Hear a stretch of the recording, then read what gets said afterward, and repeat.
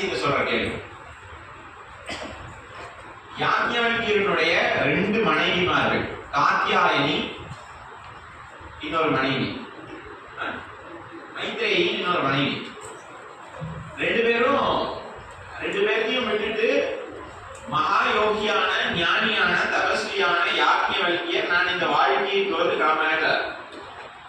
பிரகதாரண்ய உபநிஷத் முழுவதும் எங்க போட்டி நடந்தாலும், பிரம்ம வித்யக்குரிய பிரம்ம வித்யா சதஸ் நடந்தாலும், அந்த இடத்துல யாக்ஞவல்கியர் நுழைஞ்சால் வேற யாரும் போட்டியிடுறதுக்கு என்ன பண்ண மாட்டாங்க, முன்ன வர மாட்டாங்க. அவ்வளோ பெரிய ஞானிகள்.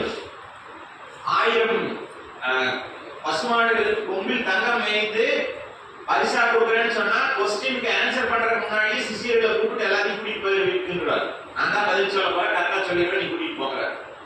அப்பேற்பட்ட தபஸ்வி என்ன பண்றாருன்னா, நல்லா கவனிங்க, அப்பேற்பட்ட தபஸ்வி என்ன பண்றாருன்னா தன்னோட சொத்துக்களை எல்லாத்தையும் 2 மனைவிமார்களுக்கு பிரிச்சு கொடுத்துட்டு தான் சன்னியாசம் போறேன். புரிஞ்சுங்களா? அதுல காத்யாயினி ஓகே என்னோட பக்கம் குடும்பம் வாங்கிட்டான். மைத்ரேயி கேட்கிறான், நீ ஒரு நாளும் உன்னுடைய சொத்துக்களையோ வாழ்க்கையோ பராமரிப்பதற்கு ஒரு வேலையை செஞ்ச மாதிரி எனக்கு தெரியும். நீ பார்க்காத காட்டிக்க கெட்டு போனதாலையும் நான் பார்க்க மேலும் மேலும் திருப்தி அடையும். நாங்க 2 பேரும் உனக்கு நல்லதுதான் பண்றோம், எந்த இடத்தையும் கெடுதல் இல்லை, சிஷியர்கள்கிட்டையும் குற்றம் இல்லை, பிரம்ம வித்தை தெரிஞ்சிருக்கு. அப்புறம் ஏன் இதை விட்டு தியாகம் பண்ணிட்டு போகணும்? இது இல்லைன்னா வேற என்னமோ நீ இதை விட மேலானமோ கிடைக்குதுன்னு தான் அர்த்தம். அப்ப எனக்கு அதுல வேணும் பங்கு நீ கேட்கலாம். புரியுதுங்களா?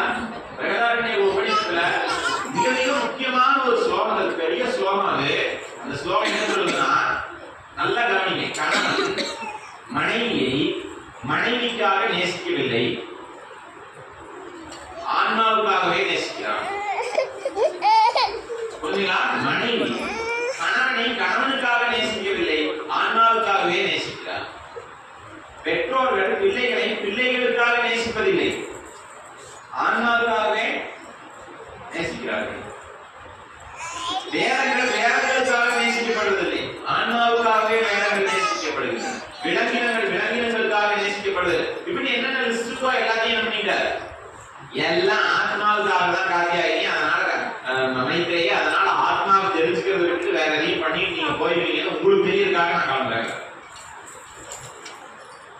உங்களுக்கு இது புரிச்சுதா என்னன்னு? இப்ப நான் சொன்ன ஸ்லோகத்தை வச்சு புரிஞ்சா